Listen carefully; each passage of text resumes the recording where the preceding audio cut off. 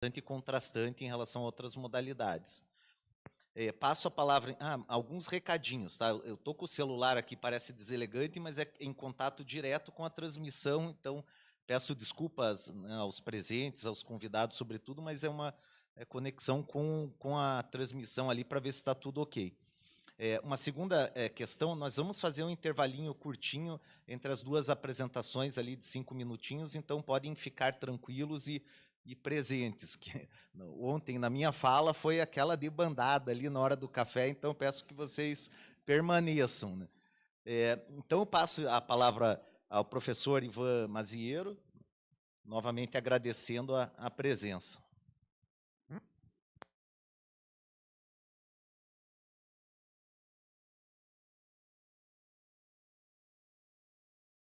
Bom dia a todos. Obrigado pelo convite. E quando me foi feito o convite para falar dos acampamentos, eu me envolvi muito nessa ideia dos acampamentos. Uma porque eu fui atleta há muito tempo e vivi 3 ciclos olímpicos, e então me fez refletir lá na frente como seriam os novos atletas, e o sonho de ser campeão ele sempre foi, e eu queria ver uma geração chegar num limite máximo lá, e acho que isso também me fez viver todo esse momento de estar vivendo para o esporte.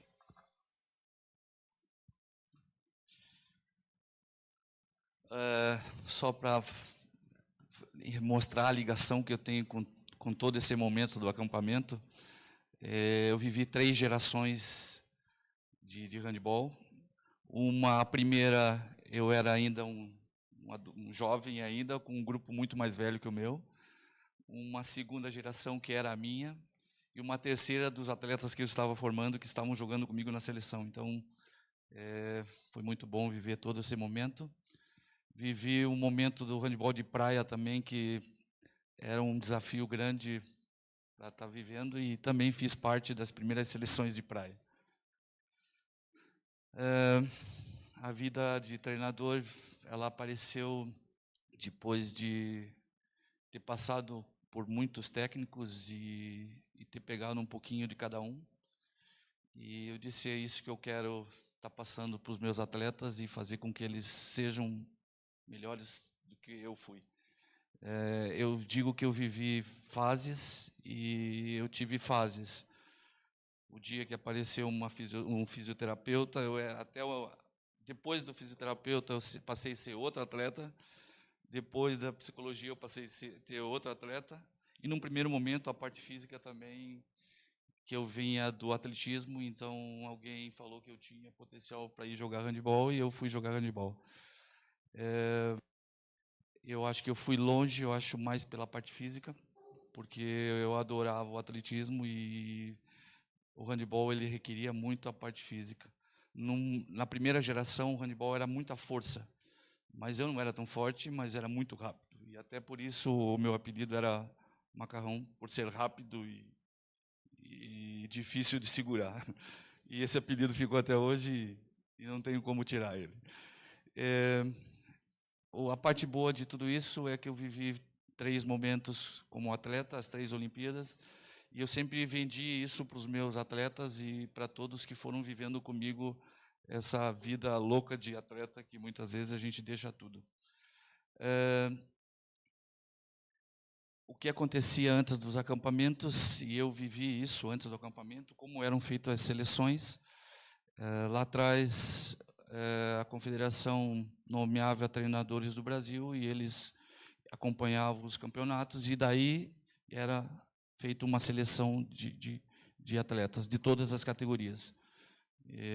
Então, alguns estados não eram nem vistos e não tinham nem condição de estar sendo desenvolvido a modalidade. Tinha o handebol, mas era um handebol de um nível que não era ainda interessante, que não era pronto para competir um nível internacional. Eu lembro de muitas competições que o Brasil ia e normalmente as equipes que jogavam contra o Brasil colocavam as equipes reservas para jogar contra a gente. E isso me deixava, eu e todos os atletas, e eu acho que isso me fez estudar e voltar e querer formar novos atletas que lá atrás, lá a gente não tinha tanto respeito como agora tem. A gente viveu vários momentos. As 2 primeiras Olimpíadas foram bem complicadas, no sentido de a gente não ter treinadores com tanta experiência e com pouca informação para estar fazendo com que os jogadores pudessem chegar a um limite máximo, tanto físico como técnico e tático. Em 2004, essa foi uma Olimpíada diferente, porque a gente já começou a ter informação e começou a ver o jogo diferente. E aí, a partir daí, eu acho que a gente começou a dar um salto de qualidade. Os acampamentos, eu sempre falo, lá atrás, se eu tivesse entrado nessa geração de acampamento, eu acho que eu seria muito melhor do que eu fui como atleta. O acampamento em 2006, ele iniciou com a vinda de Jorge Ribeira, que era um espanhol que também adorava o esporte, a nossa modalidade, adorava o Brasil e quis fazer o Brasil um país mais forte dentro do handebol. A gente não tinha uma filosofia, a gente não tinha uma escola, e isso tudo foi sendo plantado dentro dos acampamentos. E eu acho que é aí que foi o segredo de ter hoje mais de 100 atletas fora do Brasil e muita gente de fora querendo o atleta brasileiro, porque ele está chegando num nível próximo ao ideal e, além de ser barato, é um atleta que tem condição de jogar em qualquer lugar do mundo hoje. Os acampamentos tinham, primeiramente, lá 2 objetivos: promover o intercâmbio entre treinadores, que era onde a gente não tinha ainda nada pré-definido, a gente não tinha uma escola de treinadores, a gente não tinha nada que pudesse fazer com que os treinadores trabalhassem numa mesma linha, num mesmo sentido. Então, os treinadores que vinham para os acampamentos, eles eram eles recebiam informações de uma filosofia de trabalho, de treinamento, de como seria daqui para frente, e que eles pudessem voltar para suas cidades e pudessem fazer o trabalho que foi executado dentro dos acampamentos. Além de promover o intercâmbio com os treinadores, a observação dos atletas, dos futuros atletas que iriam estar sendo selecionados para as futuras seleções. Lá atrás, a gente era selecionado através de uma competição, e a partir daí, 2006, a gente já começou a olhar usar os acampamentos para cadastrar, para ver quem tinha potencial futuro de estar indo para uma seleção, e já os que estavam prontos para competir, que precisavam ter maiores informações técnicas e táticas do grande jogo. 2006, a gente viveu essas fases dos acampamentos, e aconteciam em Blumenau, no SESI, e eu acho que era o único lugar que tinha uma estrutura gigantesca para receber tantos atletas, e foi lá a casa do handebol durante muitos anos. E tem uma estrutura gigantesca lá dentro, e ainda não tínhamos a estrutura de outras disciplinas. E isso era uma coisa que foi se ganhando aos poucos. Eu joguei na Metodista durante 11 anos. Nós tínhamos uma estrutura melhor que a confederação, pelo fato de não ter ainda um fisioterapeuta, nutricionista, o preparador físico intenso lá vivendo o dia a dia. E foi como os treinadores eram emprestados dos clubes para a confederação, eu era um dos emprestados para a confederação para trabalhar nos acampamentos, e para desenvolver ainda a modalidade e fazer com que esse espanhol que veio implantasse uma nova filosofia de trabalho e a gente tivesse uma escola de handebol. A gente vê lá a escola russa, a escola espanhola, a francesa e todas as outras escolas jogando um handebol, e a gente não tinha a nossa ainda. Então, era isso que o espanhol veio fazer aqui. Ele veio dar uma cara para o nosso handebol brasileiro. Eu volto depois, falo do SESI, que foi o lugar onde a gente viveu muitos anos lá dentro e onde a gente formou muitas gerações. Em 2006, os acampamentos tinham 80 atletas em cada categoria, e isso não era janeiro, a primeira semana 80 atletas juvenis, na segunda semana 80 atletas cadetes, 80 atletas infantis. Então a gente passava praticamente um mês todo lá dentro e trocando as categorias, e assim a gente ia fazendo que rodassem várias gerações ali dentro. 2007 continuava essa busca por novos atletas e fazer com que esses acampamentos fizessem com que os atletas treinassem mais e entendessem uma nova forma de jogar. Dentro disso, a gente precisava, já que a gente estava melhorando os atletas, a gente precisava trazer os treinadores, árbitros, e aí, nesse mesmo tempo, já estava vindo os árbitros apitar os coletivos dos acampamentos, e os treinadores já estavam trabalhando dentro desse formato, como árbitros, como técnicos, e aí ia acontecendo esse ganho de conhecimento e entendendo uma filosofia que a gente ia trabalhar lá na frente com relação a formar novos treinadores e disseminar para o Brasil todo. Nos acampamentos vinham atletas e técnicos do Brasil todo. Num primeiro momento, abriu-se as inscrições dentro da confederação, então tinha mais de 2, 3 mil crianças ou atletas inscritos. E como trazer eles? Então, como selecionar esses 80 que no primeiro momento foi feito dessa forma? Como tínhamos técnicos do Brasil todos, a gente entrava em contato com os treinadores e aí ia fazendo as seleções dos estados e trazendo os melhores atletas para essa fase dos acampamentos, e assim foi, e ainda acontece dessa forma.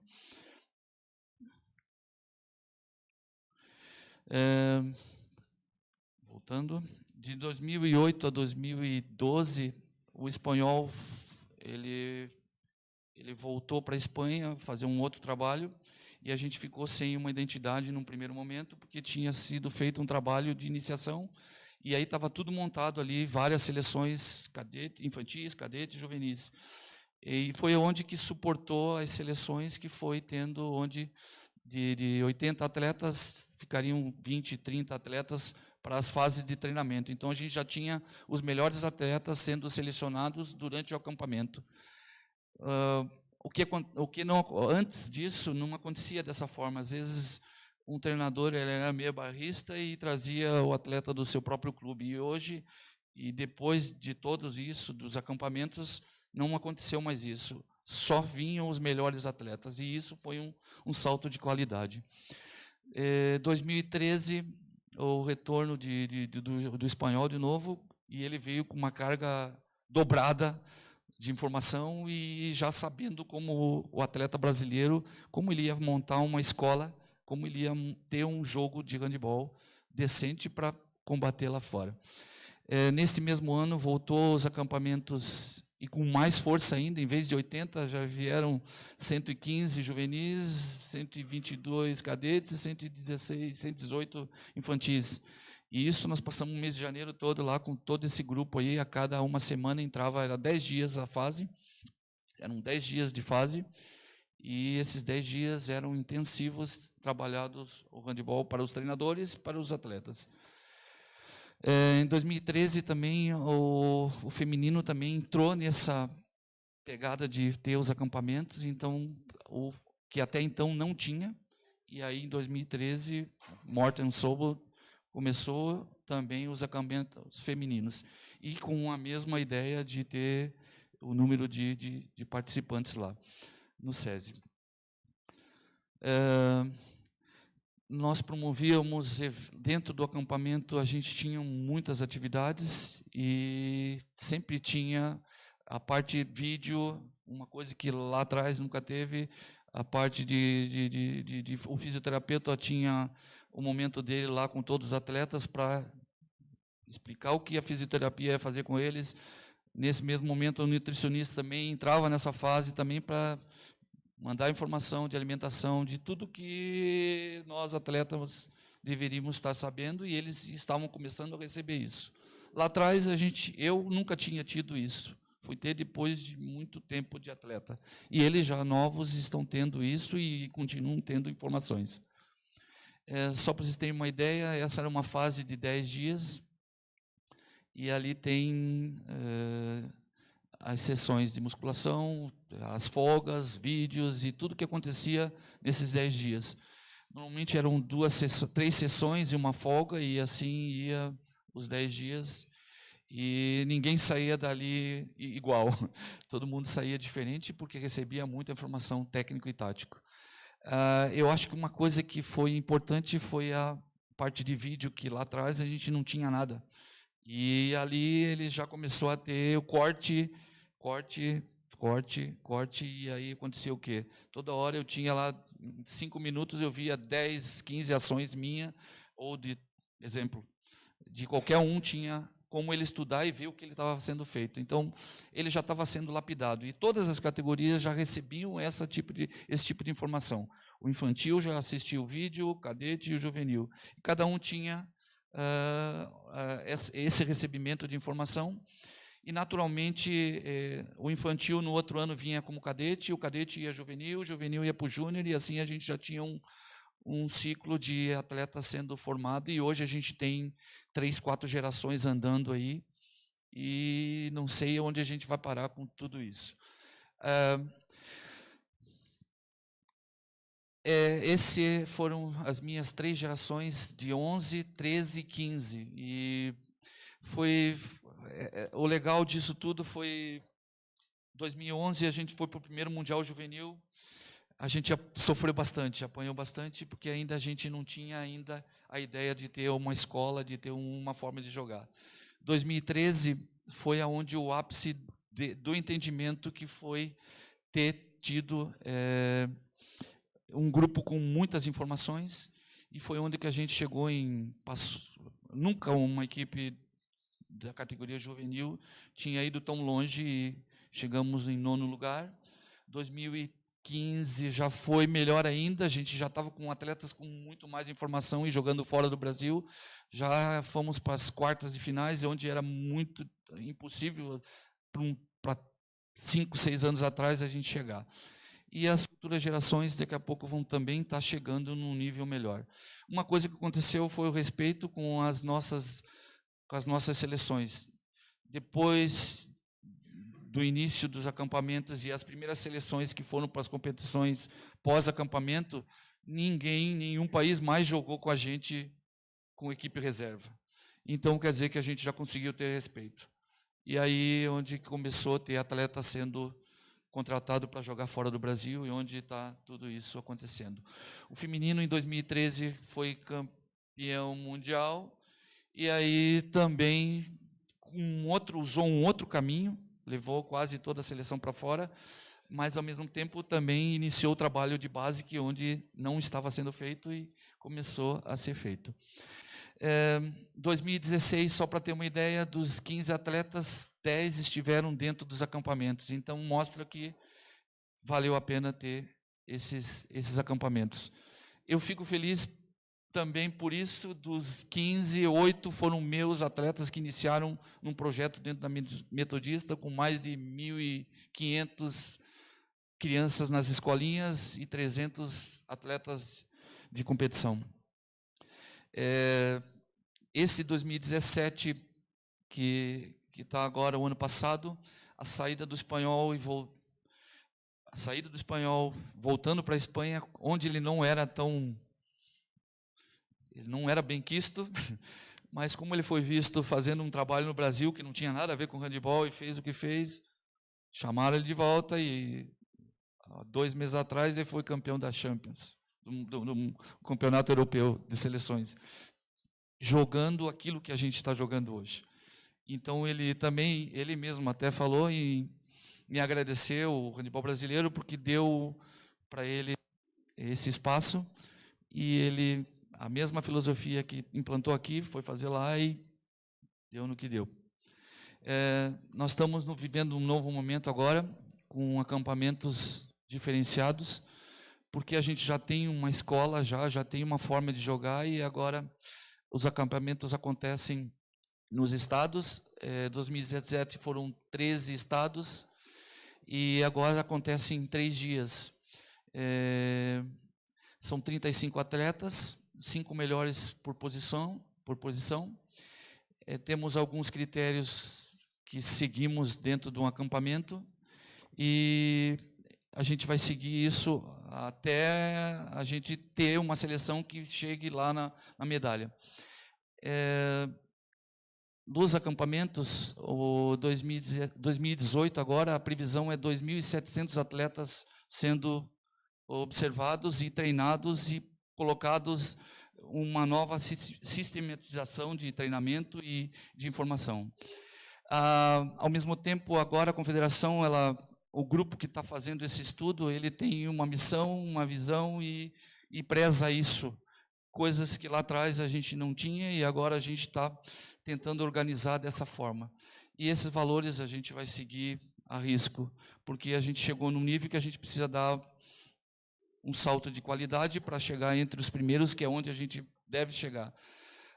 Só para vocês terem uma ideia, hoje as categorias, o biotipo dos atletas estão sendo já selecionados, já previamente, os treinadores já estão procurando atletas de uma altura que a minha lá atrás não tinha um processo de seleção de biotipo, então era quem jogava melhor.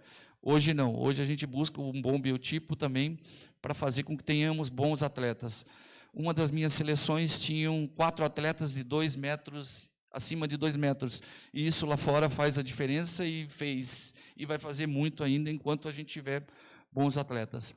Hoje o centro de treinamento está em São Bernardo e não mais em Blumenau. E aí lá está se montando uma estrutura gigantesca para fazer com que o handebol ainda cresça mais ainda. Apesar de tudo que está acontecendo com a nossa confederação, quem está trabalhando lá embaixo ainda consegue manter um nível de qualidade. Então a gente também não está lidando com, não está nem aí com o que está acontecendo lá em cima e está cuidando do nosso trabalho, que é o mais importante. Hoje o acampamento, eu tenho uma fase agora de 4, 5 e 6 no Espírito Santo, 18, 19 e 20 eu vou para o Ceará. E aí acontece isso em 3 dias. Nós temos, já é montada já a planilha de atividades, e isso acontece lá nesse acampamento. Eu estou finalizando. Com tudo isso que eu estou vivendo, eu venho aprendendo e venho tentando fazer com que os meus atletas sejam melhores do que eu fui. Hoje eu tenho um projeto na minha cidade, 2 cidades eu tenho. Blumenau eu tenho um grupo de rendimento, mais de 150, e em Indaial eu tenho um grupo de 500 crianças sendo trabalhadas e recebendo a informação que todos estão recebendo. Obrigado. É difícil falar esses 10 anos de técnico e de seleção formando atletas, é muita coisa que a gente está fazendo. Tem coisas que eu resolvi não vir falar mal da confederação e vim falar bem do que está sendo feito com relação à base. E eu me identifico muito com isso e não tem como eu parei um ano, 2016, eu disse, não, eu não vou mais. 2017, eu disse, não vou de novo, porque eu estou cuidando do meu projeto. E aí eu vi muita coisa acontecendo errado, eu disse, não, eu preciso voltar. E aí agora eu estou de volta de novo para tentar fazer com que isso tudo que está acontecendo com o handebol não caia e não perca. E o meu sonho ainda é de ver uma seleção nossa no topo.